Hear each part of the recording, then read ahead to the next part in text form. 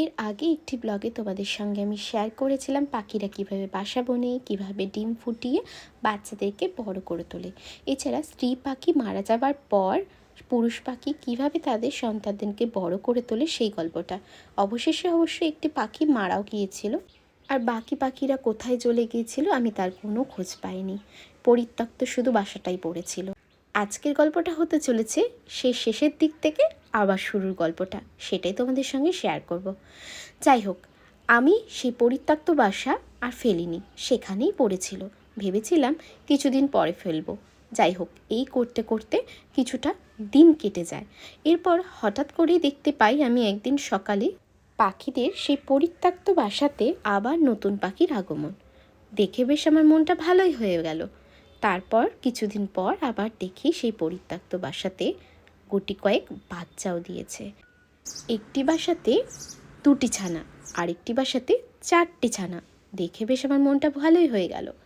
তারপর আরও কিছুদিন কেটে গেল। দেখতে পেলাম পাখিরা কিভাবে তার ছানাদেরকে খাওয়াচ্ছে, বড় করে তুলছে। সেই সব সুন্দর করে ভিডিওটা আমি তুলে রেখেছি, তোমাদেরকেও শেয়ার করলাম। আমার তো দেখতে বেশ ভালোই লাগে। তোমাদের কার কেমন লাগে অবশ্যই জানিও। পাখিরা তার ছানাদেরকে কিন্তু এই ধরনের খাবারগুলো খাওয়ায়, যাতে তারা সহজেই খেতে পারে, কারণ এই সময় তারা তরল জাতীয় খাবার খায়। যাই হোক, এদিকে তো পাখির ছানাদের আশেপাশে আমাকে দেখতে পেয়ে পাখির মা বাবারা ভীষণ চেঁচামেচি করছে, ভাবছে ছানাদের কোনো ক্ষতি করে দেবো কিনা। কিন্তু যখন বুঝতে পারলো না আমি কোনো ক্ষতি করব না, তখন কিন্তু অনায়াসে আমার সামনে তারা বাচ্চাদেরকে খাবার খাইয়ে যাচ্ছে। এটা দেখেও আমার বেশ আনন্দ লাগছে। এইভাবে আরও কয়েকটা দিন কেটে গেল। তারপর হঠাৎ করেই একদিন দেখতে পেলাম যে আমার জানলার পাশে একটা ছোট্ট বাচ্চা চড়ুই বসে আছে।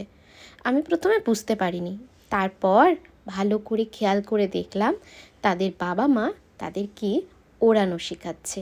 সেই ভিডিওটাই তোমাদের সঙ্গে শেয়ার করতে চলেছি এই ব্লগে। তোমরা দেখে কিন্তু অবশ্যই জানিও তোমাদের কেমন লাগলো এই ভিডিওটা। যাই হোক, ওদের বাসাটার অবস্থা খুবই খারাপ ছিল। তোমরা দেখতে পাচ্ছ কি অবস্থা বাসাটা। এই বাসায় আর ওরা থাকতে পারতো না। এরপর যদি ওরা থাকতো তাহলে বাসাটা ভেঙেই হয়তো পড়ে যেত।